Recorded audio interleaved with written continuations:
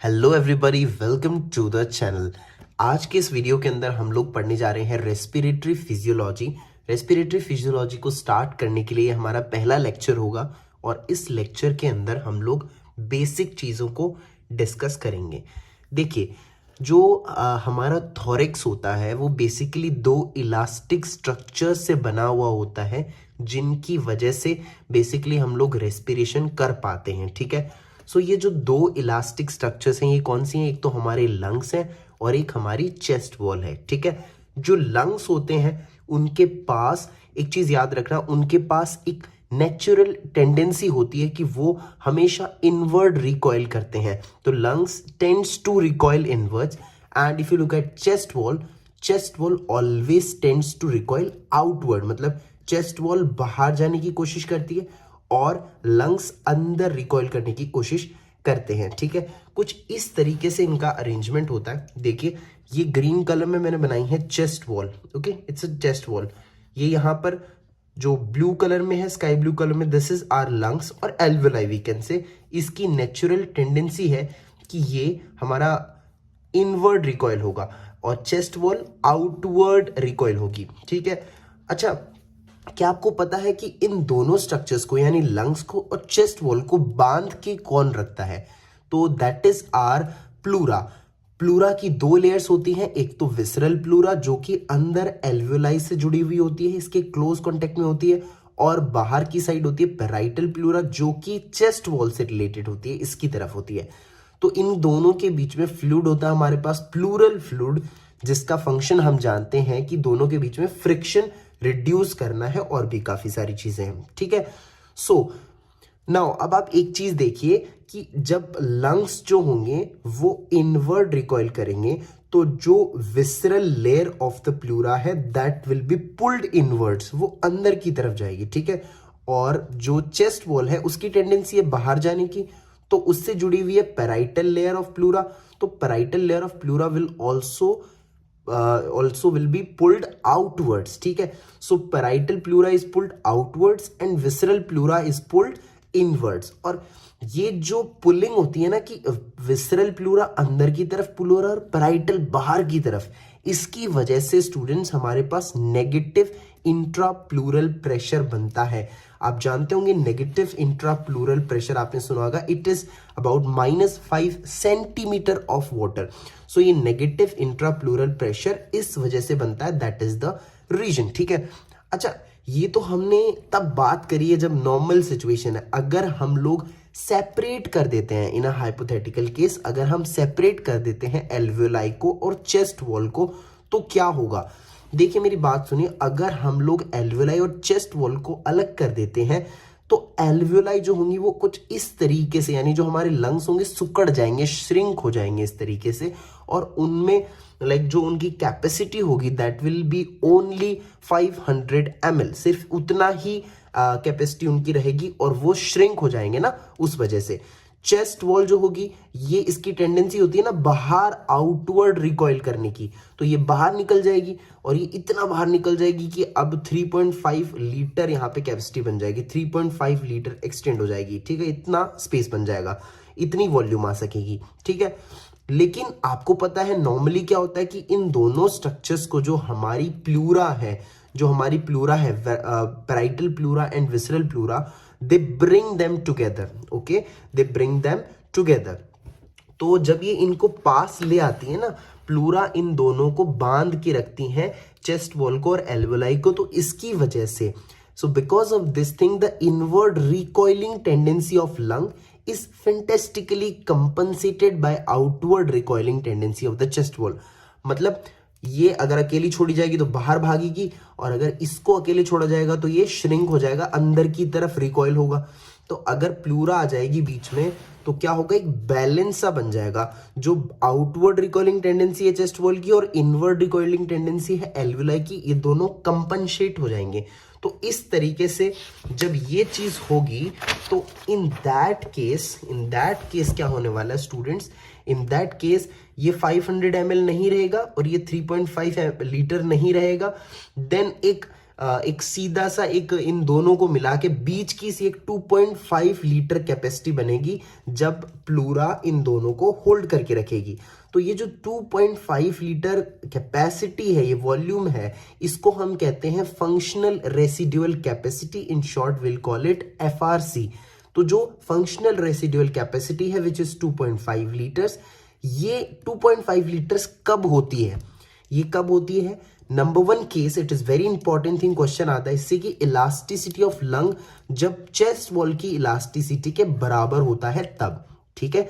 Elasticity of the lung is equals to elasticity of the chest wall, then the capacity comes out to be 2.5 liters and no net force acting on the thorax। कोई net force नहीं है, मतलब जो inward recoiling force है और outward recoiling force है उन दोनों को compensate किया जा चुका है, because यहाँ पे ये प्लूरा आ गया है जो इनको बांध के रख रहा है। So there is no inward recoiling, no outward recoiling, so there is no net force acting on the thorax. In this case also 2.5 liters will be the volume which is called functional residual capacity. Okay, next चीज, connection is made by the pleural layers. Okay, ये जो connection होता है body wall, chest wall के अंदर और जो alveoli है या लंग्स है उनके बीच में कनेक्शन कौन बनाता है? प्लूरल लेयर्स बनाती हैं। प्लूरल लेयर्स हमारे पास अंदर वाली लेयर को इनसाइड जो होती है that is called visceral and outer most is called parietal, ठीक है। ये दोनों जो होती हैं they move in opposite direction, they move in opposite. आपको पता है ना, जब यहां पर लंग्स की टेंडेंसी इधर जाने की होती है तो वो विसरल प्लूरा को अंदर खींचेंगे, ठीक है, और इसकी कैपेसिटी चेस्ट वॉल की बाहर जाने की होती है तो विसरल प्लूरा को पेराइटल प्लूरा को बाहर की तरफ खींचेंगे और ये विसरल प्लूरा अंदर की तरफ जाएगी। तो अपोजिट डायरेक्शन के अंदर ये मूव कर रही हैं एंड इस अपोजिट डायरेक्शन के कारण क्या बनता था हमारे पास? नेगेटिव इंट्रा प्लूरल प्रेशर बनता था।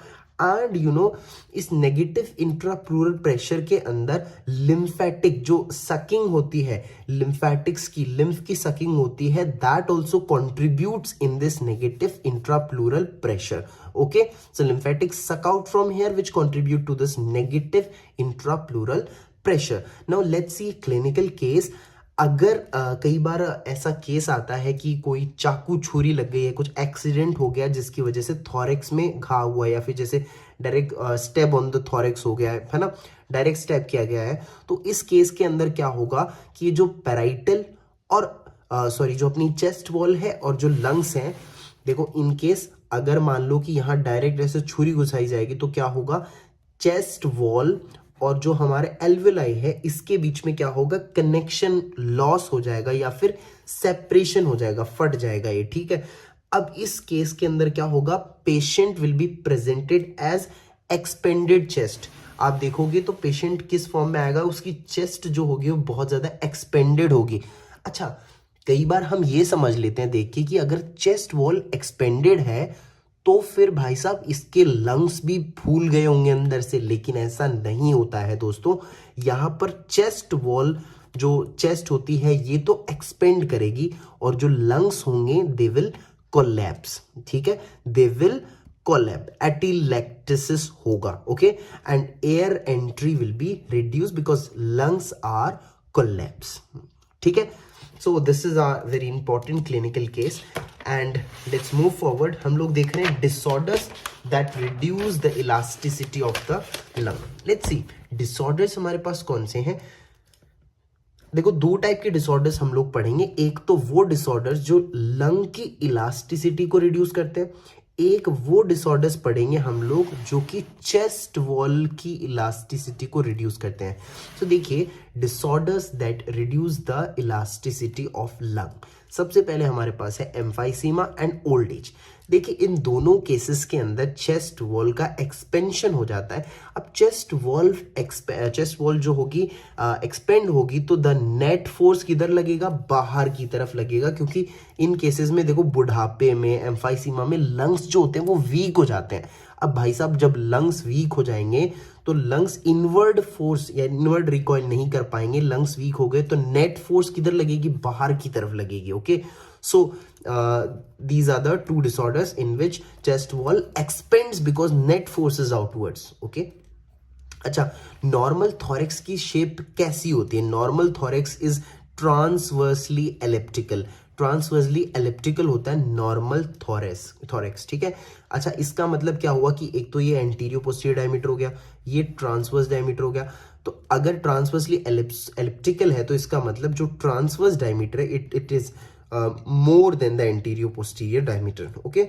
लेकिन in case of this chest wall या थोरेसिक एक्सपेंशन में क्या होगा, जो एंटीरियो पोस्टीरियर डायमीटर है वो ऑलमोस्ट ट्रांसवर्स डायमीटर के बराबर आ जाएगा लगभग, ठीक है। इसकी वजह से there will be a barrel shaped chest. कैसी होगी? बैरल शेप्ड चेस्ट होगी, which shows barrel shaped chest shows what, lung की इलास्टिसिटी भाई कम हो गई है।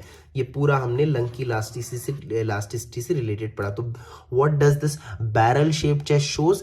इट शोज कि लंग्स की इलास्टिसिटी बंदों कम हो गई है भाई साहब, ठीक है। अब देखते हैं ऐसे disorders which reduce the elasticity of chest wall. अच्छा, ऐसे कौन से डिसऑर्डर्स हैं? सबसे पहले हमारे पास है severe anaemia, then neuromuscular disorders, scoliosis and kyphosis, ठीक है। देखो, in case of severe anaemia poor oxygenation होता है और न्यूट्रिएंट डिलीवरी भी फिर चेस्ट वॉल की मसल्स को कम होती है, ठीक है, जिसकी वजह से चेस्ट वॉल की इलास्टिसिटी रिड्यूस हो जाती है, ठीक है। पुअर ऑक्सीजनेशन होता है, एनीमिया है तो ऑक्सीजनेशन पुअर होगा, तो मसल्स को न्यूट्रिशन नहीं मिलेगा, तो मसल्स वीक हो जाएंगी, तो चेस्ट वॉल की इलास्टिसिटी रिड्यूस हो जाएगी, ऑब्वियस सी बात है।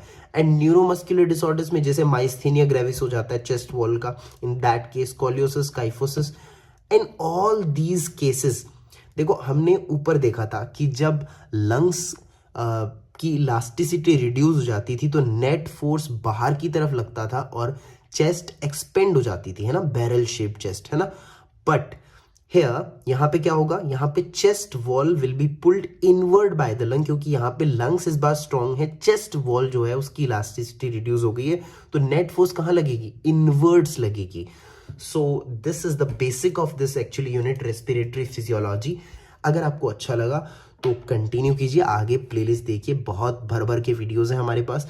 मिलते हैं नेक्स्ट वीडियो में with a new topic. Till then do like, share, comment and subscribe to YouTube channel. Take care, bye bye, see या।